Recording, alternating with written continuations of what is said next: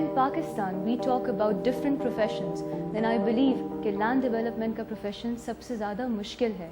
And those people who have made their name and earned tremendous respect in that sector are true achievers for us. اور آج جو شخصیت ہمارے ساتھ موجود ہیں وہ کسی تعارف کی محتاج نہیں ہے. پلیز ویلکم آن بورڈ ملک ریاض صاحب. السلام علیکم, کیسے ہیں آپ سر؟ آپ ٹھیک ہیں؟ بالکل ٹھیک. Thank you so much for honouring us with your time today. آپ کی زندگی کی کہانی ہم آپ کی زبانی سننا چاہیں گے. آپ یہاں تک کیسے پہنچے؟ وین ڈیڈ یو تھنک کہ آپ آج یہاں تک پہنچ سکتے ہیں؟ کب آپ نے یہ سوچا؟ سب سے پہلے تو یہ اللہ پاک کا کرم ہے جی, اور یہ معجزہ ہے. سیکنڈ تھنگ کہ ماں باپ کی دعائیں اور ان کی خدمت ہے.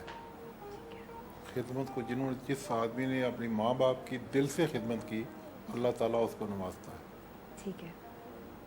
اور جس چیز میں اللہ کی ذات خوش ہوتی ہے, اگر آپ وہ کام کریں تو پھر اللہ تعالیٰ کا کرم آپ کے اوپر آتا ہے. بہت شکریہ. آپ نے پروگرام کا آغاز ہی اتنے اچھے طریقے سے کیا, وچ از فیتھ وی ٹاک اباؤٹ.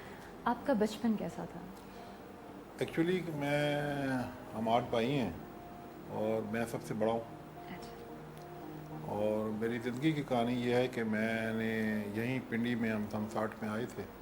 جب اسلام آباد شروع ہوا تو والد صاحب کنڈکٹر تھے. تو ان کے بڑے اچھے حالات تھے اور بڑے اچھا انہوں نے شروع اسلام آباد میں انہوں نے کام بڑے کیے. اور 60 to 69 ہماری فائنینشیل حالت بہت ہی اچھی تھی ماشاء اللہ. اور میں آپ کو ایک ایگزامپل دوں, چونکہ ویورز اس کو لیں گے, کہ 62 میں ہماری بڑی بہن کی شادی ہوئی تھی. اس وقت I am maybe 11 year old, 10 year old. تو میرے والد صاحب نے اس کو جہیز میں گاڑی دی تھی. 62 ٹھیک ہے. اس وقت میرا خیال ہے راول پنڈی میں چند گاڑیاں ہوں گی. لیکن 69 میں جب ہمارا والد صاحب کا بزنس کلیپس ہوا تو ہمارے گھر میں آٹا نہیں تھا.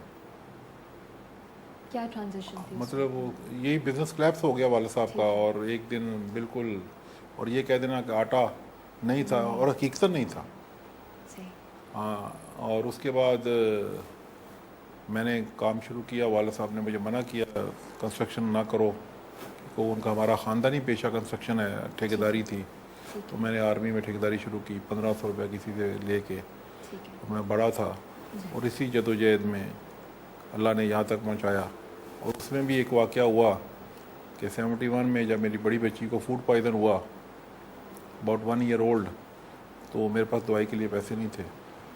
اور میں نے کئی دفعہ میں ٹی وی پر یہ بات بتا چکا ہوں کہ میں نے اس دن 40 روپے کا پیتل کا حمام بیچ کے بچی کی دوائی لی تھی.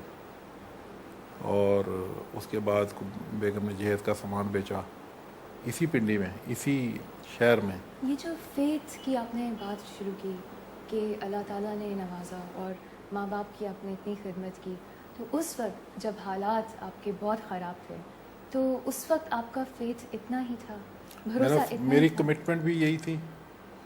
سب سے بڑی بات ہوتی ہے کہ آپ کی کمٹمنٹ. جی. آپ اپنا ذہن اور دل صاف رکھیں.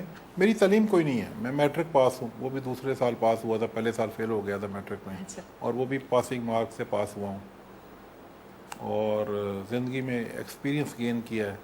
ایک ہی جاب میں, ایک ہی کنسٹرکشن جو کہ ہمارا خاندانی پیشہ تھا, اسی کو اپنایا ہے, اور ادھر ادھر نہیں دیکھا.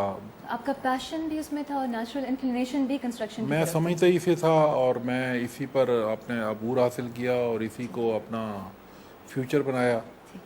جو لوگ روزانہ نئے نئے کام شروع کرتے ہیں, مجھے بھی کئی لوگوں نے آفریں کی, یہ مل لگا لو, وہ لگا لو, شوگر لے لو, ٹیکسٹائل لے لو, اسٹاک ایکسچینج میں چلے جاؤ. میں نے زندگی میں کبھی دوسرا کام, میری والدہ نے مجھے نصیحت کی تھی کہ کوئی کام ایسا نہیں کرنا جس کا تمہیں علم نہ ہو.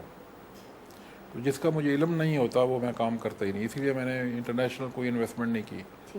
اسی لیے لوگوں نے بڑا دبئی میں مجھے کہا کہ یہ کام کرو, دبئی کے لوگوں نے بھی کہا اور دبئی گورنمنٹ نے بھی کہا, لیکن میں وہاں بھی اپنا انسپائر نہیں ہوا.